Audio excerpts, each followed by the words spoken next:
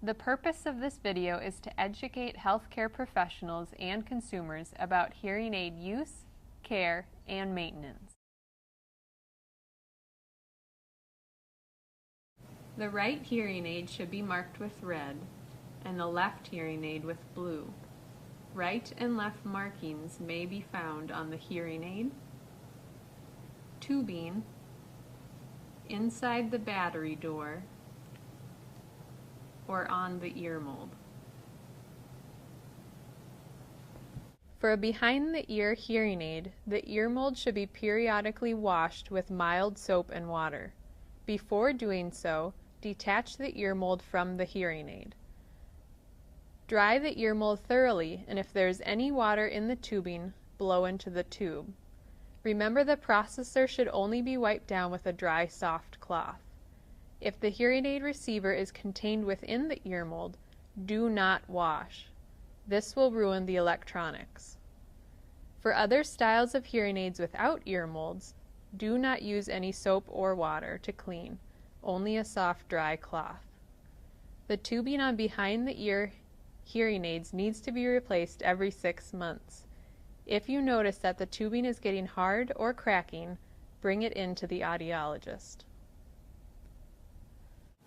The hearing aid itself should not get wet.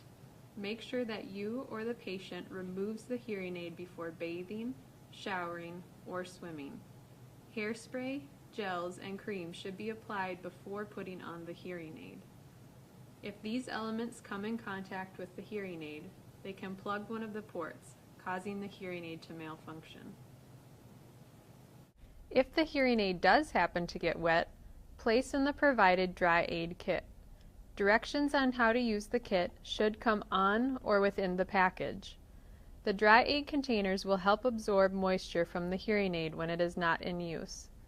These can be especially useful in humid environments. Never place the hearing aid in the microwave or oven to remove moisture. Do not place the hearing aid on a heat source, such as a radiator, hairdryer, or leave in the sun. Also, please be careful not to drop the hearing aid. Pieces inside can be displaced and malfunction after being dropped. Store the hearing aid in a container away from pets and children.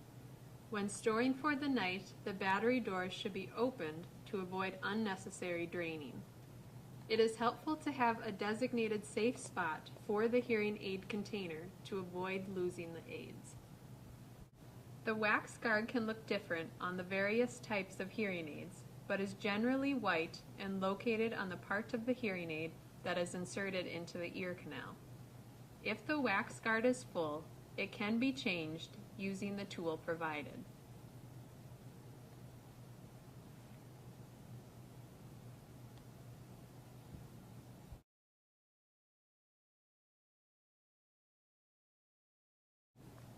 Each day, the hearing aid can be wiped down with a soft, dry cloth. This will help to remove any oils, wax, or other debris such as hairspray that may be on the casing. You can also check for wax by inspecting the portion of the hearing aid that is inserted into the ear canal.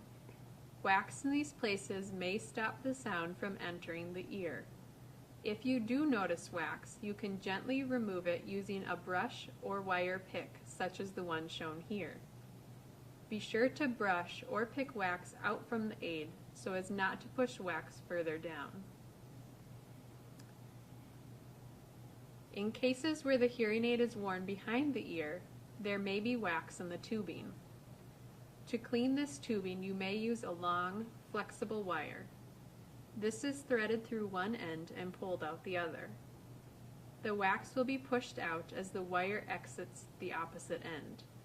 You may need to twist the wire in a circular motion as it is removed to get all of the wax.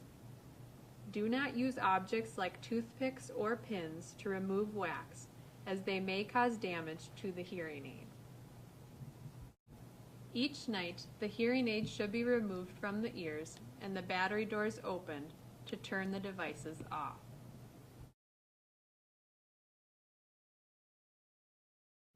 There are several different sizes of hearing aid batteries. It is necessary to check the size of battery needed for your particular hearing aid. Each battery size is coded with a specific color. It is important not to confuse hearing aid batteries with medications. Hearing aid batteries are small and can easily be mistaken for pills.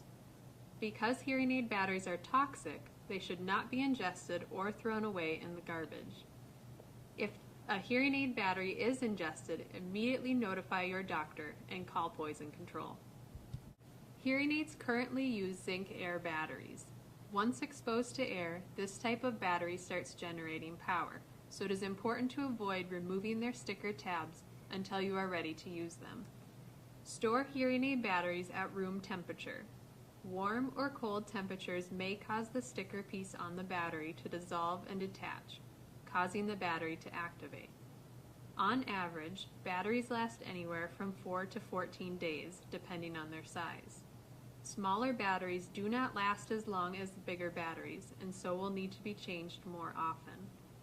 After you remove the sticker tab from the top of the battery, it is a good idea to stick it on your calendar to remind yourself when you last changed your batteries. Some hearing aids have a feature to alert the hearing aid wearer when their batteries need to be replaced.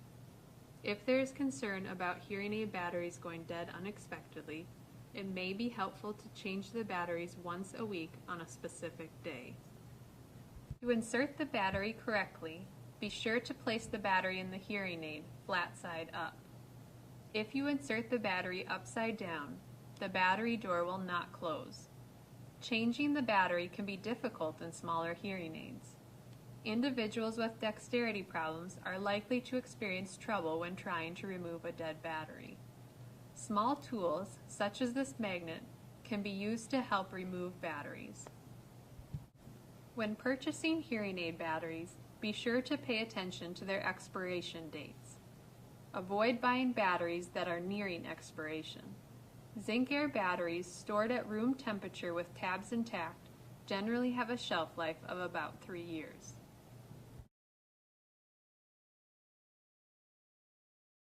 If the hearing aid does not appear to be working, make sure that the volume control is turned on or up. Not all hearing aids will have a volume control. In some cases, a separate remote control may be required to make adjustments. If you are not sure the batteries are working, you can quickly test them by holding the hearing aid in your hand, closing your hand around the hearing aid, and listening for a whistling sound. If the hearing aid makes a whistling sound, the batteries are working. If you are still unsure, change the battery. When you are changing the battery, check and make sure that the contacts that touch the battery are not corroded, rusty, or discolored. If they are, the hearing aid will need to be taken back to the audiologist. If the batteries appear to be working, but the hearing aid user is still having trouble, check the part of the aid that inserts into the ear. If there is a lot of wax buildup, this can block sound. Try brushing the wax away gently. If the tubing has moisture built up inside, sound can be blocked. Try putting the hearing aid in a dry aid kit for a few hours to remove moisture. If the hearing aid becomes immersed in water, immediately remove the hearing aid from the water. Open the battery door and take the battery out. Set the hearing aid in a dry aid kit so that it has an opportunity to dry. If that does not work, the hearing aid may need to be taken back to the audiologist. If there are no apparent signs of malfunction and the hearing aid user is still struggling, their hearing may have changed and the hearing aid may need to be reprogrammed to better fit their loss. It is recommended that individuals have their hearing checked annually.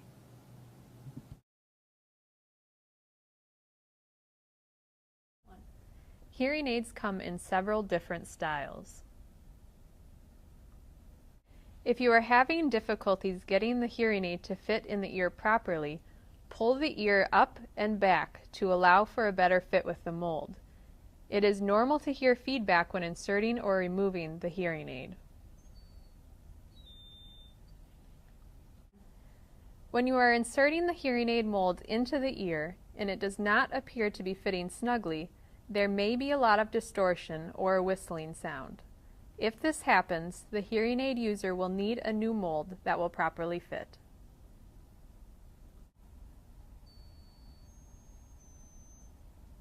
If the hearing aid is making a whistling sound and the mold is fitting snugly, try covering the end of the mold while covering up the microphone. If the whistling sound does not stop, there is an internal problem and the hearing aid will need to be taken back to the audiologist for repair.